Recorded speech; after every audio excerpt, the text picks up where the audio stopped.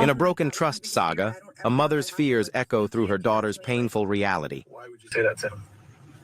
Because I never trusted. I grew up being told never trust a man. My mom put that in my body. Never trust a man.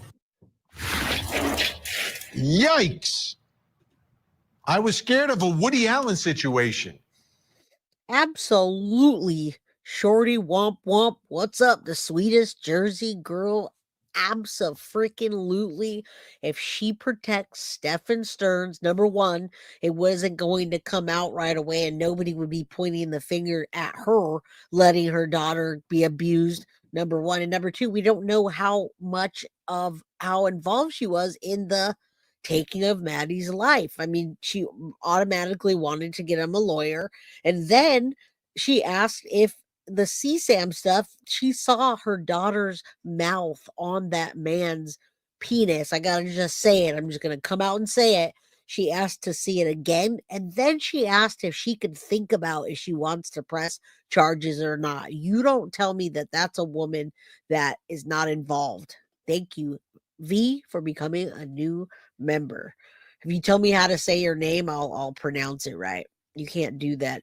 You can't do that to me. Yes, you can't do that to me is what she said. And they purposely asked what her biggest fear was. That's a cop thing. Cops always ask you, so what's your biggest fear? And what you say is going to depend on how they look at you. So she told the whole world what her biggest fear was. Her secret that they were using Maddie as a cash cow. Yeah, that's going to be interesting when we find out about the where the CSAM was coming from, where it was going. I wonder how they're going to go about that. I do, because there were a lot of pictures that weren't just Maddie. Yeah, it almost seemed like that, didn't it? It almost seemed like she was saying you would wait to charge Stearns for being Maddie. Exactly. If Bazard, if it doesn't tell it all, it tells it all when she just said about the Woody Allen situation. And her psychic abilities about knowing how Maddie died, that she was in the trunk. She knew before we all knew. She knew she knew before the coroner found out. How did she all of a sudden get to be psychic, guys? She wasn't psychic. She was involved. I've done that again. I've done that a couple times today. All right, let's look at Vinny's face again. What did she know? From her husband. We knew that. She just seems to care more. Okay, hold on. Sorry, you guys. I keep doing that. All right, we're back. And in the meantime, she is sending her daughter, Dr. Jenny Lacey, upstairs to be alone with that man in bed all night. Make sense of it. Can you? You know, there's a few things that I would say, Vinny, when we look at mothers that in hindsight, when we look at their awareness, it's usually on some type of spectrum, right? Yes. So either she, because of her own history, truly had complete unawareness because of some other factors, you know, as we mentioned, mental health, potentially her own abuses in the past, and having cognitive dissonance.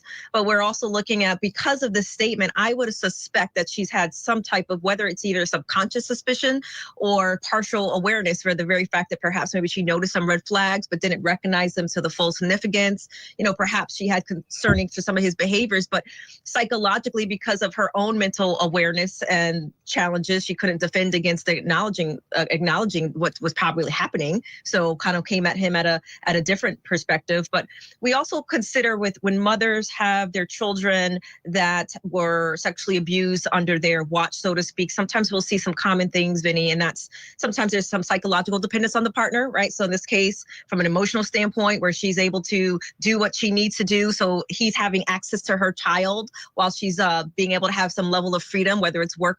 Now, I can imagine that being part of it in the very beginning, you guys. Now, I always love when they have people come on the show that are doctors or psychologists, whatever. They make sense of that because there are a lot of women that happens to, that they didn't know what was going on, you guys. What's up, Sherlock Homegirl? How you doing? Don't forget to hit the like button, girlfriend, and share with your friends. Subscribe. Oh, you're green. Thank you.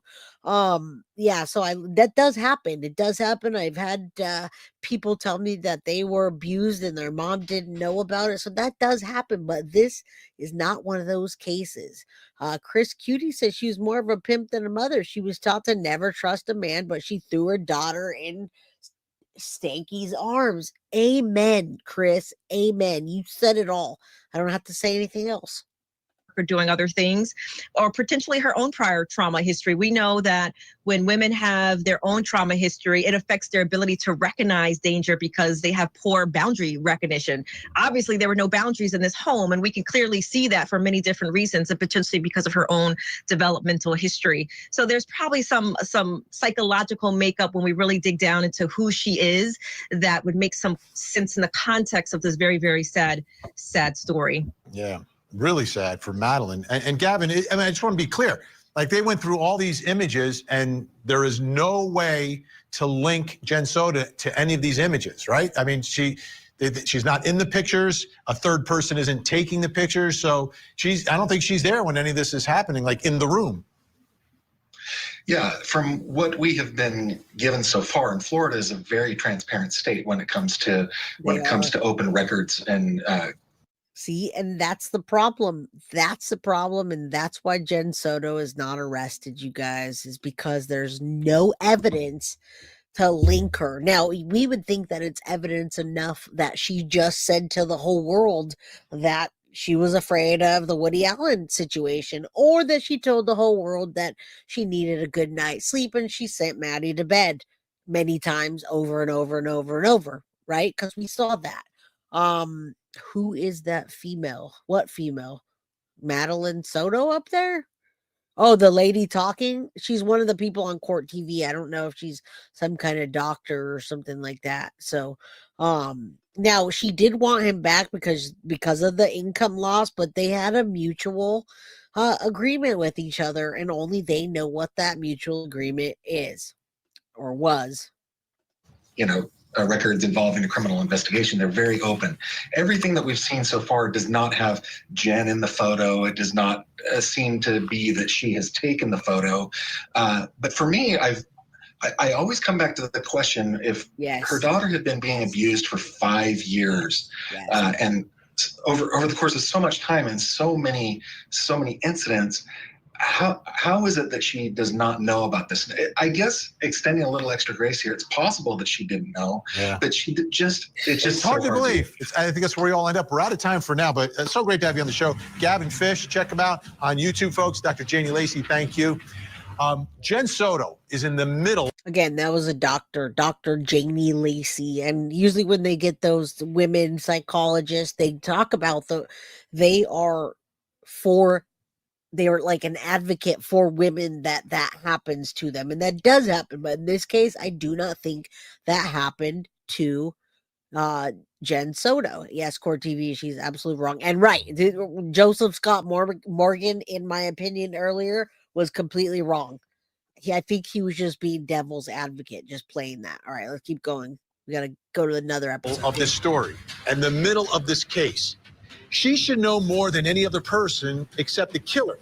But it may be tough for a jury to understand how she didn't know what was happening to her daughter. The question is, will that keep them from finding Stephen Stearns guilty? No, that's not going to. But I think our biggest fear, folks, is that Jen Soto won't be arrested. So if you ask anybody in this chat, what's your biggest fear about this case? Not that Stephen Stearns is not going to get the death penalty. Not that Stephen Stearns won't be prosecuted. It's that hashtag arrest Jen Soto, and she'll be another Casey Anthony. That's what I believe. All right, you guys, we are at 5:17. I believe I rolled the next show over at 5:30 into the Ruby Frankie. It's not going to be a super long episode. I just want you to know the documentation and the relationship of that I believe was happening with Jody and Ruby next. But let me answer a few questions. If you guys have a question or you want to talk, I'm here for a minute. What do you got? What's up, Lens Riches? I hadn't seen you until now. Madeline must have had thrush at least once. Not, I didn't mean to put that one up, but yes, there had to have been other kinds of things that she should have went to the doctor for. I just felt at the bottom of my heart and soul that she knew what was going on. Carlette, we all do. We all do.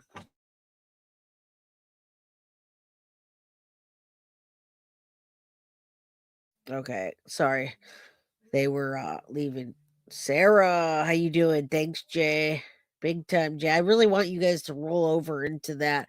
I heard she changed her name and has a new boyfriend. Way to move on. Really? I would see. That's why tomorrow night we need to have call-ins and have you guys talk about that. Oh, you watch that? That's why I want everyone to see Wyatt. I want everybody to see the relationship and what happened because it's almost unbelievable. And welcome, Denise. I found your channel on Turtle Island. You have an excellent channel. Thank you so much, Denise. Not only do we have an excellent channel, but we have the best and most loyal mods. Rain or shine, drama or not, they still come. Sweetie, I'm glad you're here. Good to see you. I'm sorry I couldn't take your call earlier. You guys do me a favor, smash that like button. And Bowie's yelling at me right now. So I'm going to stop this and I'm going to roll it over into the next Ruby Frankie. You guys, please go check it out. I got the, I can't even pull it down right now, but I do have it ready to roll. So on that note, hashtag arrestjennsoto, smash Wolf, love your channel, appreciate everything watching from New Jersey. Thank you.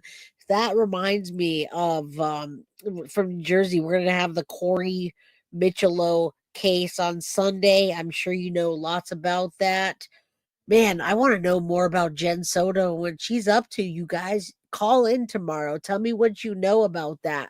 If somebody knows about Jen Soto changing her look, having a new boyfriend, how do we know that?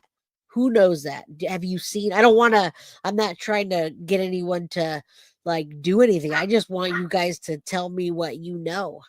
How do you, has someone seen her somewhere? Is there somebody's social media? I want to know what you know. Yes, this says it's showtime, and MM Clark got it for me. American flag, got the gun show there. All right, good night. Bedtime, thankful and grateful says good night. All right, you guys, I'm going to stop this stream and I'm going to head over to the next one. I'll see you in about 10 minutes. There you go. Rachel Burton, it's not over yet. Jay's going here now. Yes, it's not over. We're going to come right here and we're going to do the Ruby Frankie. I want you guys to see the relationship and why Jody Hildebrandt was so homophobic. Because many people that are, the ratio of them being homophobic is actually because they have tendencies to be a homosexual. That's not a bad word, I promise. All right, I'll see you guys soon. Love you all. See you in a bit. Guilty of crime. I want to thank you for watching. If you enjoyed my content, please share this video, like, and subscribe. You can also follow me over at Facebook, Instagram, TikTok, X, or Gmail. If you'd like to donate to my channel, you can use Cash App or Venmo or PayPal. Thank you very much in advance.